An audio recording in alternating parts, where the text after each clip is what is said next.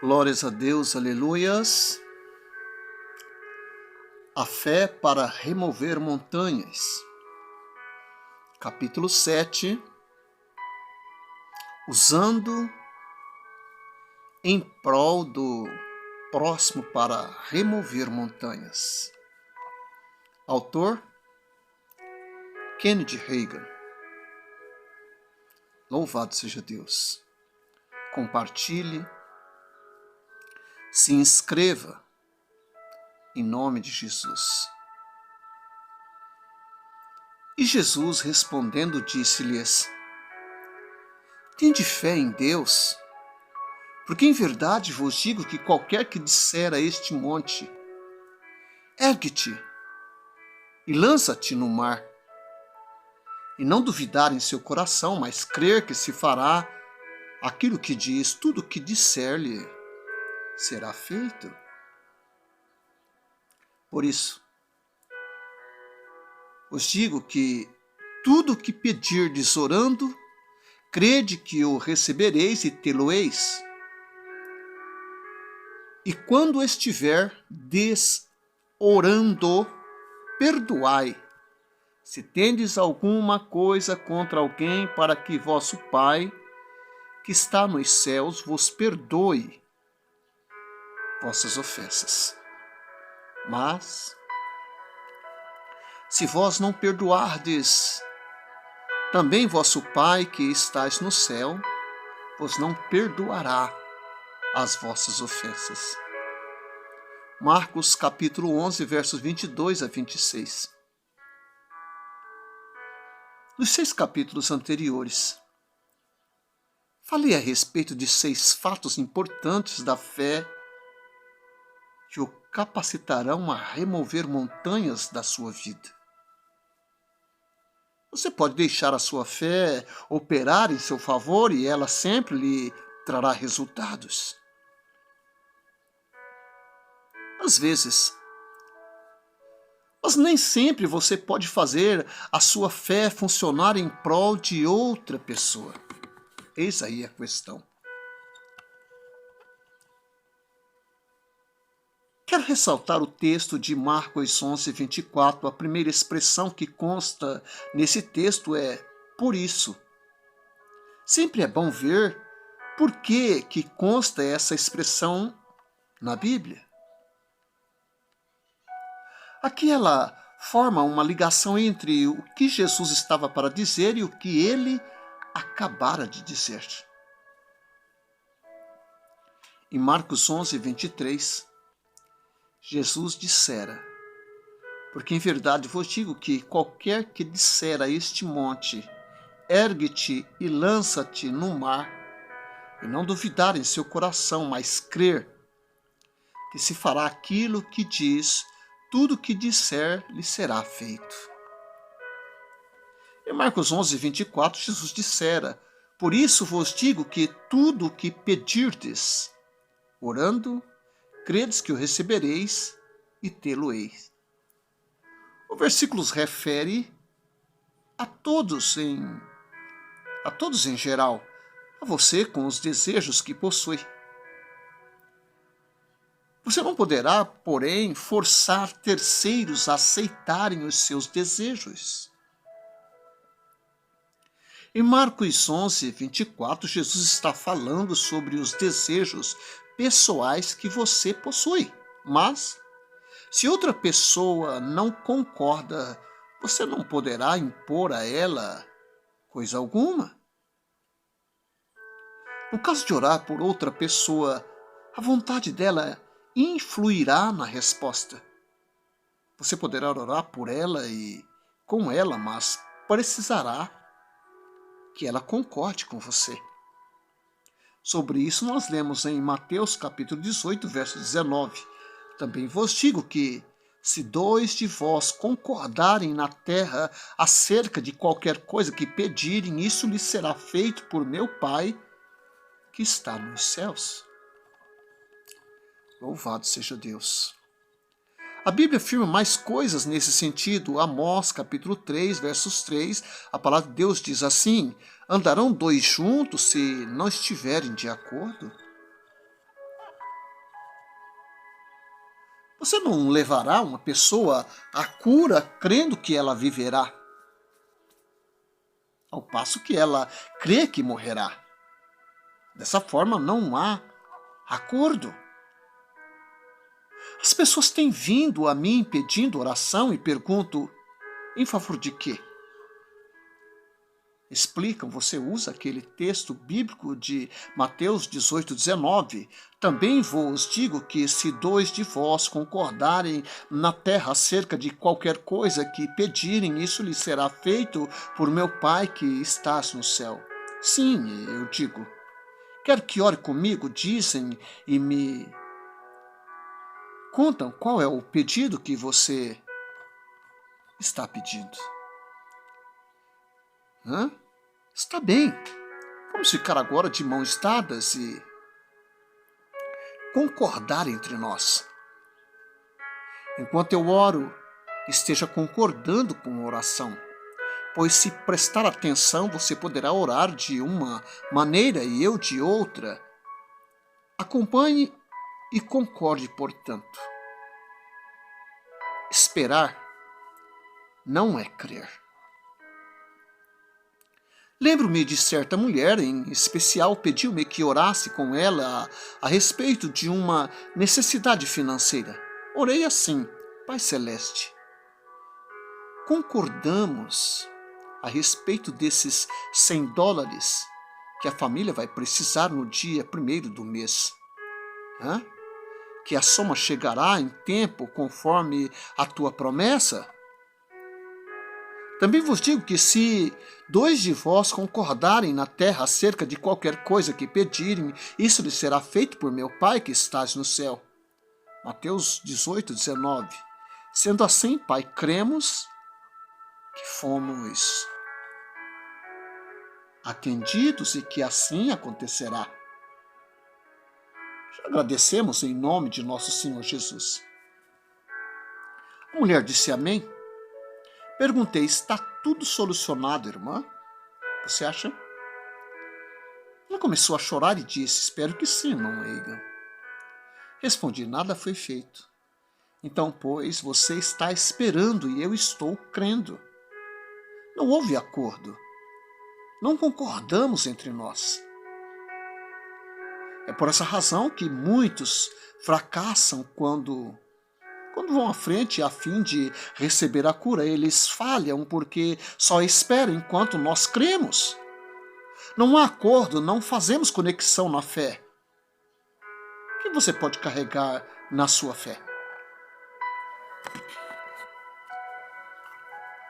Em quais circunstâncias você pode ajudar o próximo com a sua fé? Em primeiro lugar, você pode carregar no colo os cristãos que ainda são genuinamente bebês na fé. Há cristãos que ainda são bebês na fé, mesmo depois de muito tempo, e precisam ter a própria fé. No entanto, aqueles que realmente são novos na fé podem ser ajudados assim. Existe alguma semelhança entre o crescimento físico e o espiritual? Uma pessoa não nasce adulta. Nasce como bebê e a partir daí deve crescer. Pedro disse, desejai afetuosamente como meninos novamente nascidos o leite racional não falsificado para que por ele vades crescendo. Louvado seja Deus. Paulo escreveu à igreja em Éfeso para que não sejamos mais meninos inconstantes, levados em roda por todo vento de doutrina, pelo engano dos homens que com astúcia enganam fraudulosamente. Está em Efésios, capítulo 4, versos 14. O apóstolo não escreveu a uma igreja de crianças, havia adultos naquela igreja. O livro de Atos registra que Paulo foi até Éfeso, percebeu que algo estava faltando e perguntou, recebeste vós já o Espírito Santo quando crestes? Atos capítulo 19, versos 2. Responderam eles. E eles disseram-lhes, nós nem ainda ouvimos que haja Espírito Santo. Perguntou-lhes então: em que sois batizados então? Eles responderam: no batismo de João. Atos capítulo 19, versos 2 e 3. Atos 19, 4 e 7 diz assim: mas Paulo disse: certamente João batizou com o batismo do arrependimento, dizendo ao povo que cresce no que após ele havia de vir, isto é, em Jesus Cristo. E os que ouviram foram batizados em nome de nosso Senhor Jesus Cristo, e impondo-lhes a mão, Paulo veio sobre eles o Espírito Santo através da vida de Paulo e falavam línguas e profetizavam. Estes eram ao todos uns 12 varões. Paulo impôs-lhe as mãos e eles receberam o Espírito Santo e falaram em outras línguas e profetizaram. Sei que a igreja tinha 12 homens, no mínimo, não sei quantas mulheres e crianças, mas a Bíblia menciona 12 homens. Havia, portanto, homens adultos na igreja, mas espiritualmente ainda eram crianças. Paulo estava tentando levá-los a crescer. Louvado seja Deus. Glórias ao Pai. Existe, conforme falei, uma semelhança entre o crescimento físico e o espiritual. Quando, por exemplo, um bebê ao nascer, se não receber os devidos cuidados, morrerá. Logo, com os cristãos recém-convertidos, acontece algo semelhante na vida espiritual. Cristãos recém-nascidos devem ser nutridos na fé. Lembro-me de quando realizei uma campanha de reavivamento para certo pastor que acabara de construir um auditório novo com assentos para 800 pessoas. Convidou-me por carta, telefone, telegrama e conversas pessoais em uma das minhas reuniões. Irmão Reagan, estou com um auditório novo com 800 assentos, 600 fixos e 200 móveis. Venha pregar, vou garantir-lhe uma boa audiência todas as noites. Finalmente eu fui e foi como ele havia dito, não havia 800 pessoas. Ele pregava para 400, 500, mas a igreja estava cheia. Havia cultos todas as noites, incluindo os sábados. Naquele tempo não estavam acontecendo reuniões pela manhã. O pastor e eu concordamos em prolongar o reavivamento para uma segunda semana. E no sábado à noite da segunda semana resolvemos continuar na terceira. Naquele sábado, quando fiz o convite para as pessoas irem à frente a fim de serem salvas e cheias do Espírito Santo, compareceram 39 interessados. Havia desviado que voltavam para Deus e não os salvos que se convertiam. Louvado seja Deus.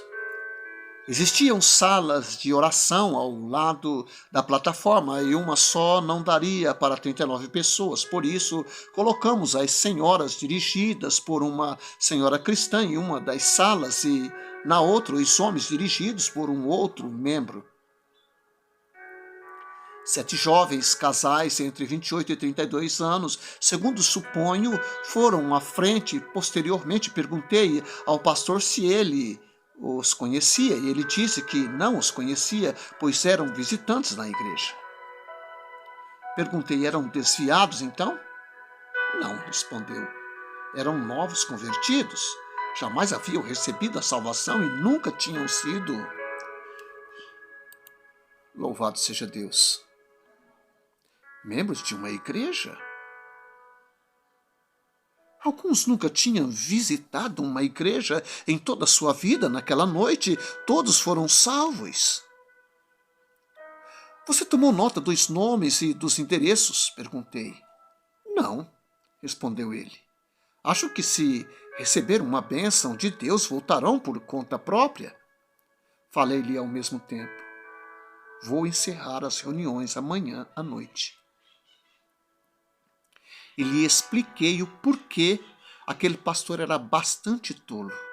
Por isso não continuei a campanha. Alguém terá de cuidar dos bebês espirituais.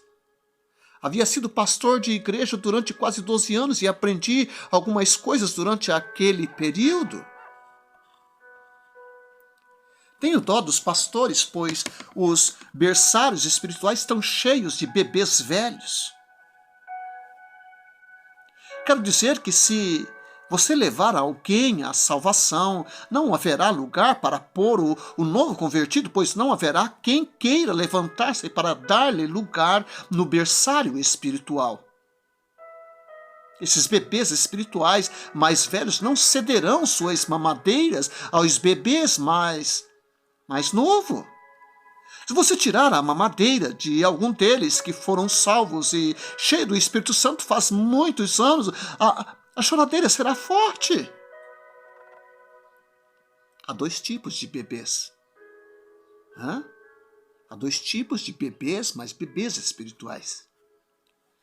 Quero ilustrar a diferença entre um bebê espiritual genuíno e um bebê que tem sido cristão durante muitos anos. Havia na última igreja que pastoreei um empreiteiro. Sua esposa era professora na escola dominical. Aquele empreiteiro não era cristão, mas jamais perdia a escola dominical.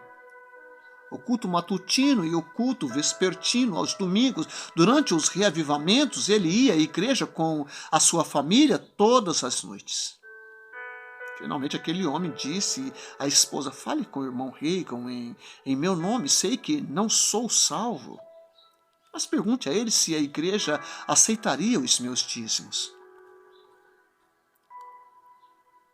Aquele empreiteiro tinha um sócio que frequentava outra igreja, mas também não era cristão. Ele disse ao sócio, nossa firma está indo mal, pois estamos quase falidos.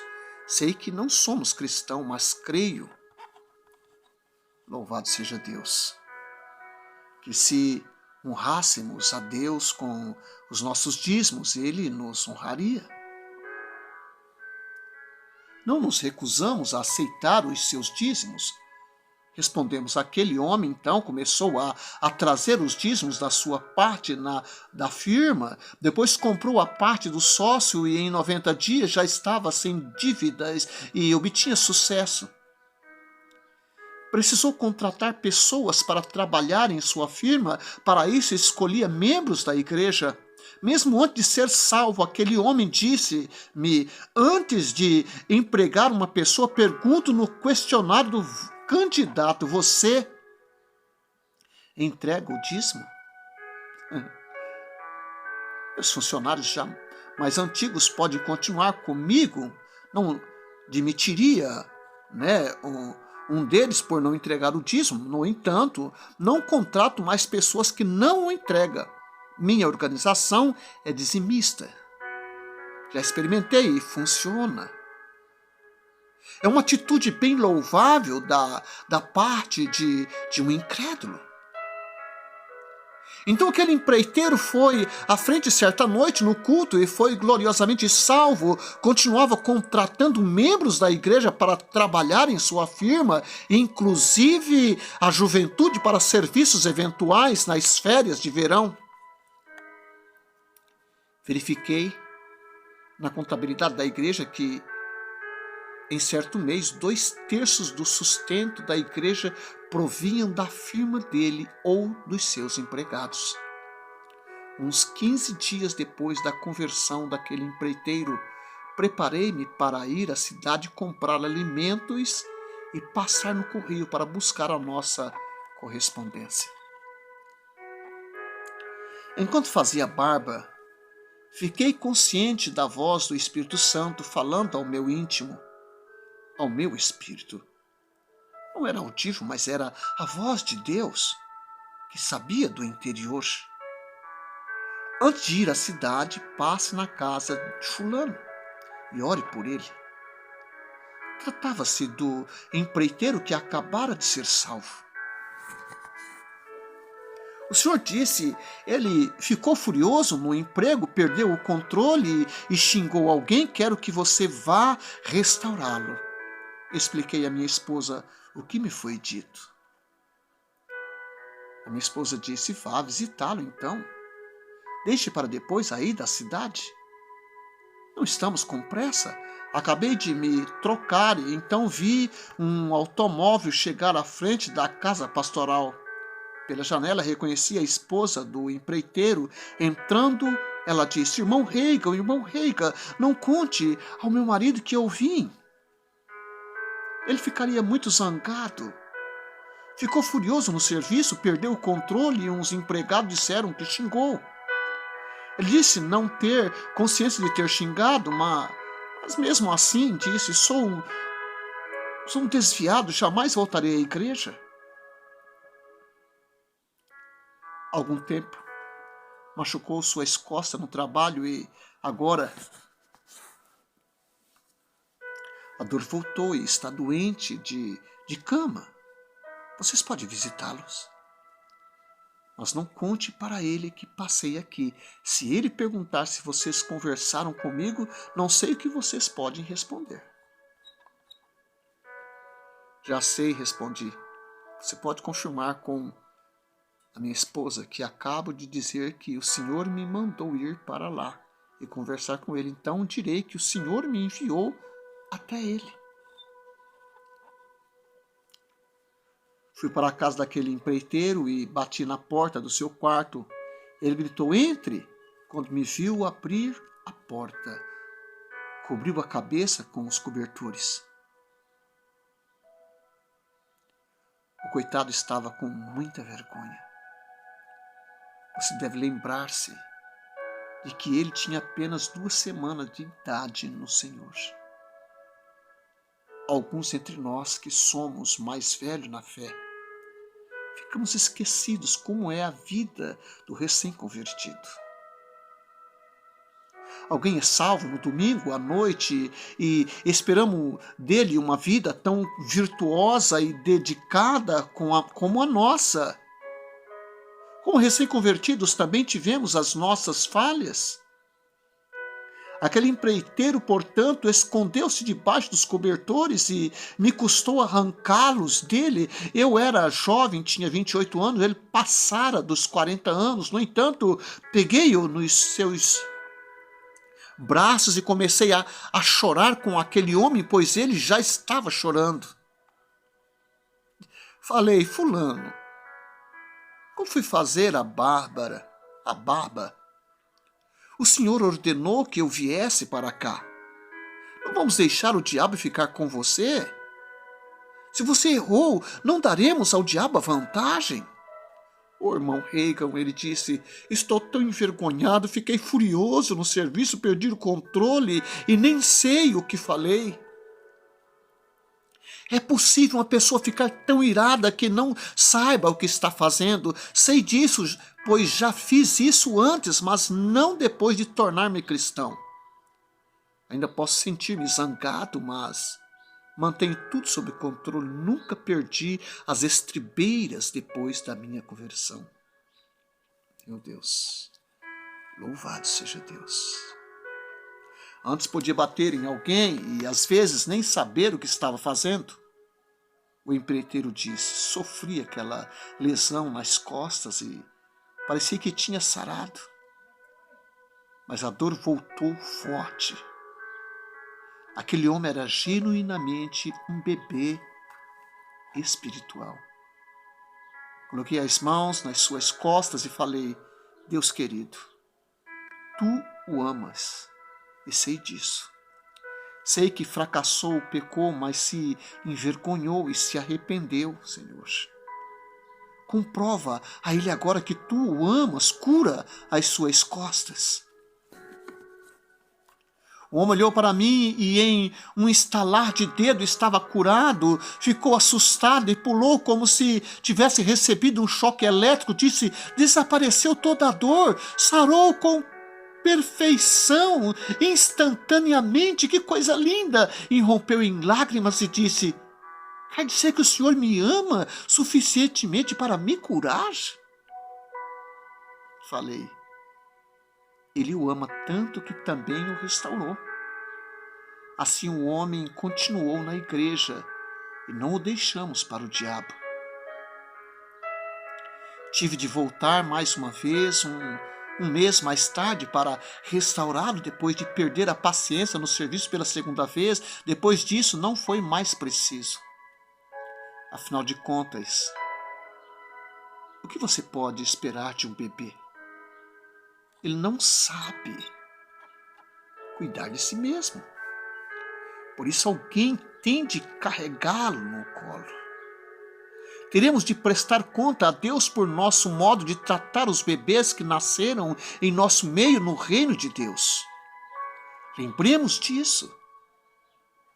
Na segunda ocasião, Deus falou ao meu coração no mesmo instante e fui restaurá-lo 25 anos mais tarde. Ele tornou-se um dirigente na igreja, servindo a Deus, pagando os dízimos e vivendo na retidão. Enquanto aquele homem era realmente um bebê espiritual, consegui guiá-lo com minha fé. Agora direi algo a respeito daqueles que continuaram sendo bebês durante muitos anos e não cresceram espiritualmente. Em minha igreja havia um diácono que morava perto daquele homem que restaurei 2 vezes. Sempre que levantava na igreja para testificar que já havia quase 30 anos que era salvo e cheio do Espírito Santo, com tantos anos servindo ao Senhor, o diácono dirigiu-se a mim certo dia, chorando. Contei para alguém que o irmão Reiga não me ama, pois o vi visitar a casa do irmão fulano 2 vezes e jamais me visitou.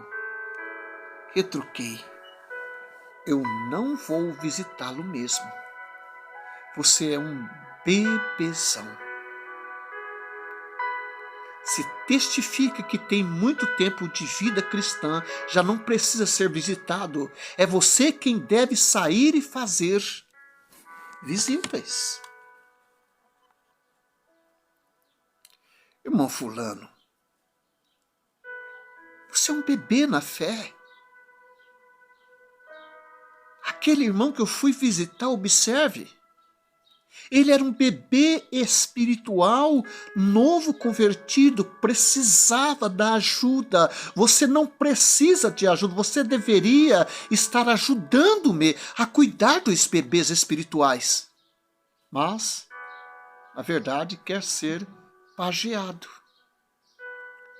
Continuei. Pode chorar se quiser, não vou ter pena de você, pois não precisa disso. Vou aproveitar a ocasião para lhe dizer outra coisa. Se não parar de meter o seu nariz em assuntos alheios, acabará ficando sem nariz. Alguém vai cortá-lo. É claro que não quis dizer que alguém cortaria literalmente o nariz. O fato é que há pessoas que imaginam que Deus as vocacionou para dirigir os assuntos particulares dos demais membros da igreja.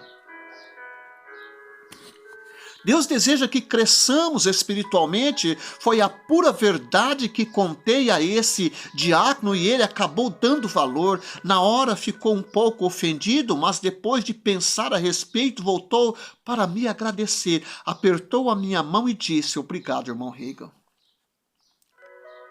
Gosto que você fale com clareza, porque assim eu posso ver o entender.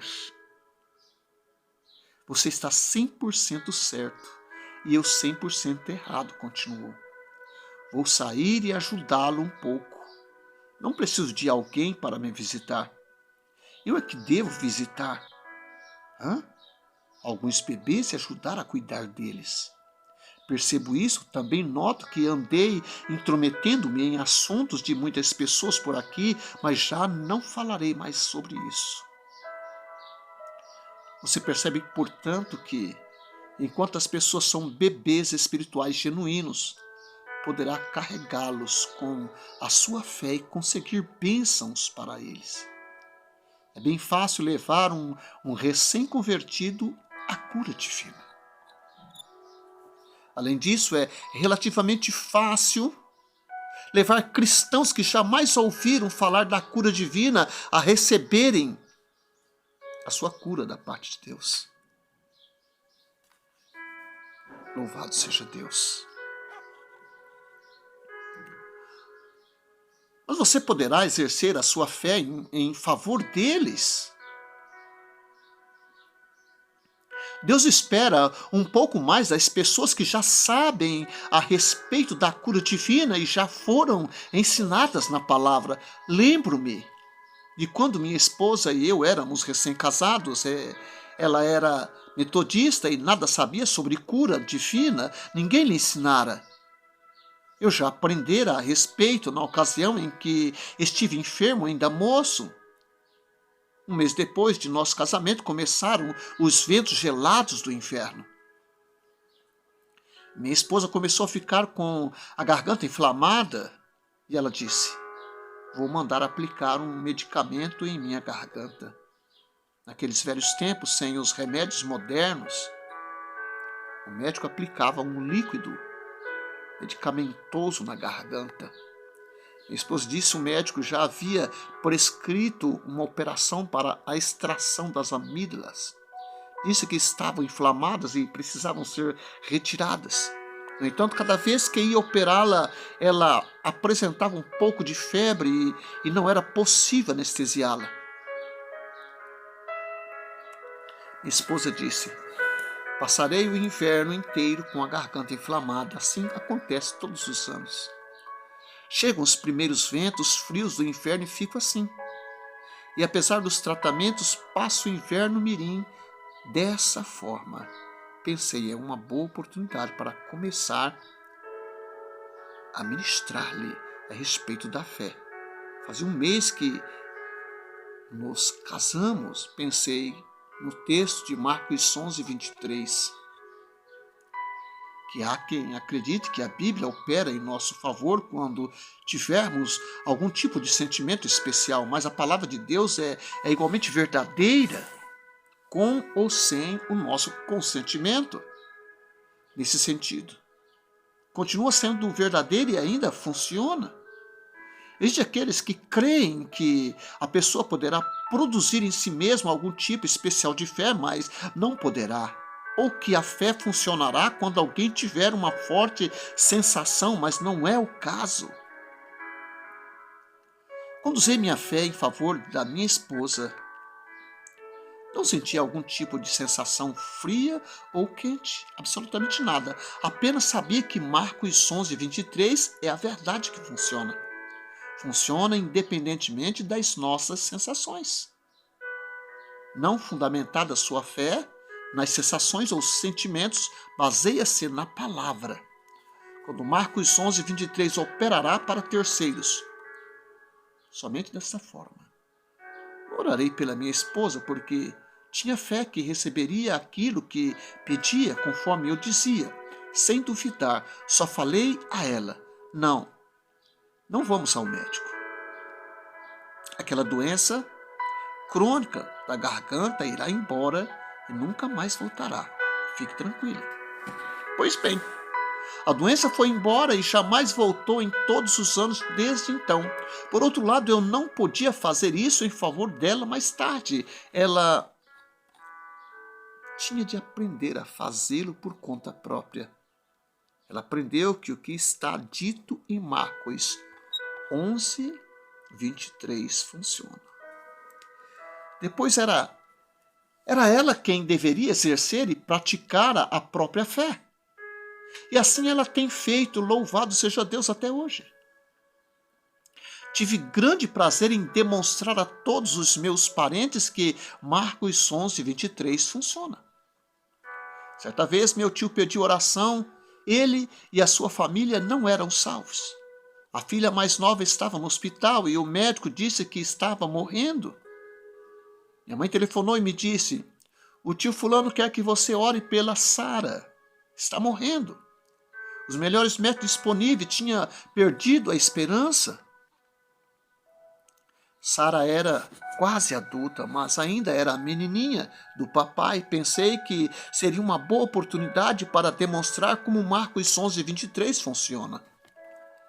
Nada sabiam a respeito, pois não eram salvos, não eram servos de Deus. Falei: mãe, mande dizer ao tio que falei que Sara viverá, não morrerá. Meu filho, disse minha mãe, você acha isso? Não é questão de eu achar, mamãe. Eu sei, já sei disso aí. Quer dizer que você recebeu um recado do Senhor? Perguntou ela. Sim, é isso mesmo, falei. Ela disse, está tudo bem, então louvado seja o Senhor. Minha mãe sabia que o Senhor me contava coisas de vez em quando e ficou satisfeita com isso. Reafirmei. Realmente recebi um recado do Senhor. E Sara viverá. Louvado seja Deus. Ela ficou toda satisfeita. Quando expliquei que meu recado do Senhor estava em Marcos 11:23, ela parecia decepcionada. A quem dê mais ênfase a algum tipo de manifestação do que a palavra de Deus. Jamais faça isso. Jamais enfatize a palavra em tudo. Ponha as Escrituras em primeiro lugar em tudo. O recado do céu era, se alguém disser, conte ao tio o que falei. Ora, filho, você imagina que isso funcionará? Ela perguntou. Claro que sim. Respondia ela.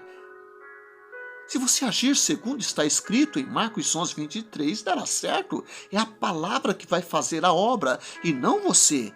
É aí que muitas pessoas perdem o fio da meada. Imagina que são elas que terão que fazer a obra. Quando minha mãe perguntou, você imagina que isso funcionará? Expliquei, não sou eu quem vai curar Sara, mãe. É Deus quem vai fazer isso. Só farei o que a palavra mandar, digo aos familiares, portanto, que Sara ficará totalmente recuperada. Realmente espero que sim. Pois bem, falei, conte-lhes exatamente como lhe expliquei. Quer fazer isso? Repita para mim, a fim de que eu saiba que você entendeu tudo. Corretamente, ela me disse. E minha mãe repetiu com exatidão tudo que eu havia falado. Coloquei o telefone no gancho e fui atrás dos meus afazeres, mas a minha mente, ajudada pelo diabo, repetia, você se colocou em um beco sem saída, hein, rapaz? Agora todos eles descobrirão que você é fingido. E a fé não vai funcionar. E você vai passar vergonha. Seus parentes verão que tudo que se refere à fé, que você vive pregando durante todos esses anos, não lhe adiantou coisa alguma. Foi assim que o diabo me falou por meio da minha mente, mas não prestei a mínima atenção. Dou graças a Deus, porque consegui conversar com a primeira pessoa que encontrei a respeito do que está escrito em Marcos 11:23 e que verdadeiramente funciona. Tive de sair com um amigo e quando voltamos telefonei para a minha mãe. Você contou-lhe o que mandei dizer, mamãe? Sim, disse ela. E não demorou 30 minutos para a resposta voltar a mim.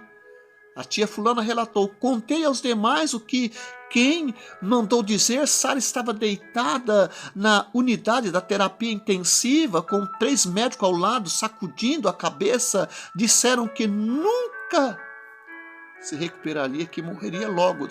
Depois de contar-lhe o que você disse, ela se recuperou em 10 minutos. Glórias a Deus. Abriu de repente os olhos, estava bem, está com saúde perfeita. Comentei, eu sabia disso o tempo todo. Como sabia? Perguntou a minha mãe. Marcos 11:23 diz assim, mamãe.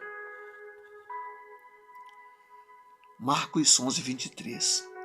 Fiz com que esse texto funcionasse nas famílias de todos os meus parentes e levei o poder sobrenatural de Deus à vida daquelas pessoas. A partir de então, jamais consegui repetir o mesmo com eles. Você não pode carregar indefinidamente os outros com a própria fé. Louvado seja Deus. Expliquei quando agi segundo Marcos 11:23 e fiz esse texto funcionar para meus parentes. Eles receberam evidências concretas de que funcionava. Quando precisavam de oração mais uma vez, voltavam para mim, mas eu não conseguia carregá-los com a minha fé. Dessa vez, Deus esperava um pouco mais da parte deles. Ele queria que eles fizessem a sua parte, que pelo menos concordassem comigo na oração. Você nem sempre consegue fazer a sua fé agir em favor de terceiros. Não é certo carregar as pessoas espiritualmente com a própria fé indefinidamente. Não é normal os pais carregarem seus filhos fisicamente durante a vida inteira. Eles vão acabar tendo de andar sozinhos. Da mesma forma, terá um momento em que Deus dirá: coloque aquela criança no chão para andar sozinha. É melhor prestar atenção, pois estou contando a verdade. Mas essas não são más notícias, são boas. Deus deseja que você cresça espiritualmente e cultive. Cultive a sua fé por conta própria. Você precisa experimentar pessoalmente as boas promessas da palavra de Deus e a sua fidelidade em cumpri-la em seu favor, se crer nelas. Então poderá remover as montanhas da sua vida e ser uma bênção para o próximo, pois já tem a fé para removê-las. Louvado seja Deus. Glórias a Deus, aleluias. Pai querido, nós te louvamos e te agradecemos, Senhor, pelo final deste livro.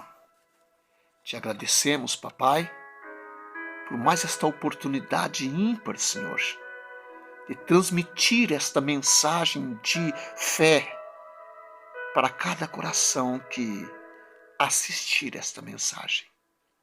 Em nome de Jesus eu te louvo e te agradeço, papai. Amém.